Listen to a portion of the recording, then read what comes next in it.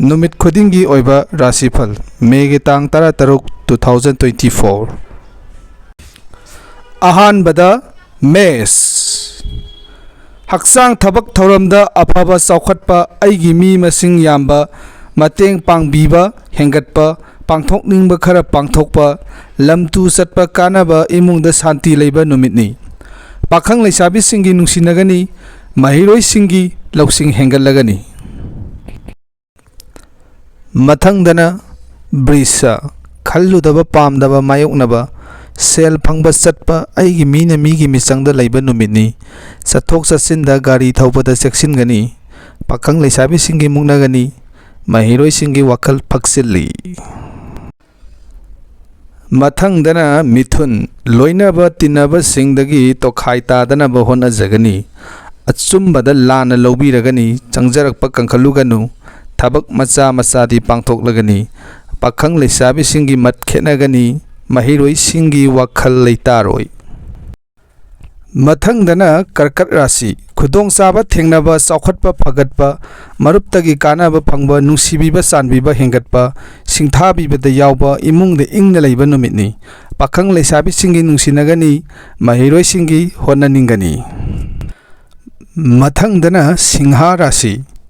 थबक थौरमदा my पाक्सबा cell फंगबा होनजमन कानाबा सखंगबीबा हेंगटपा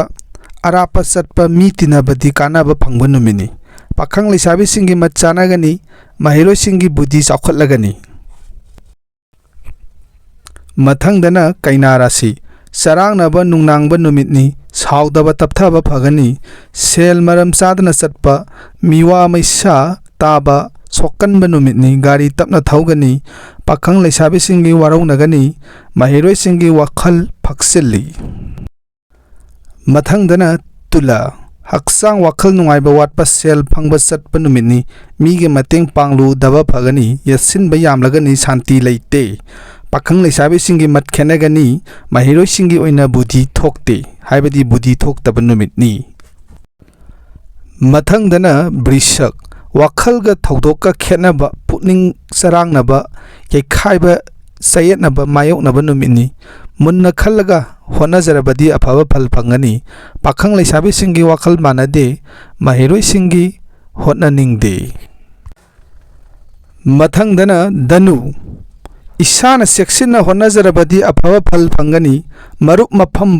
पाक चावरगनी मतेंग पांगबीबा यामलगनी pot लैबा यागनी पाखंग लैसाबिसिंगी मत मानगनी महिरोइसिंगी लौसिंग हेंगलगनी मथंगदना मकर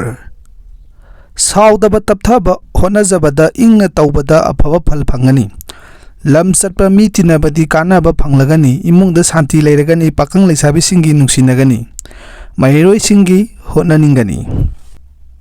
मथंगदना कुंभ अमदी mean राशि अहानबगी ओइना कुंभ तुंगमांग येंगलगा थौरम पांगथोकनबा होनजगनी असावबना ओइजबा मांगजगनी मीगी मतेंग पांगलुगनु इमुंग मनुंगदा चरांगनगनी पाखंग लैसाबिसिंगी लौ तौनगनी महिरोइसिंगी वखल थोकते अमदी मीन राशि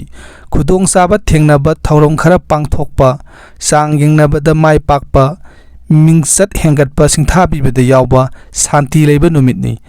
पाखंग लैसाबिसिंगी नुंसिनगनी महिरोइसिंगी बुद्धि हेंगलगनी राशि फल असिबु ताबिरिबा इसिनाव पुनमकना नुमित खुदिंगी ओइबा राशि फल ताबिनिंगदी सब्सक्राइब तौबिबा कौबिगनु।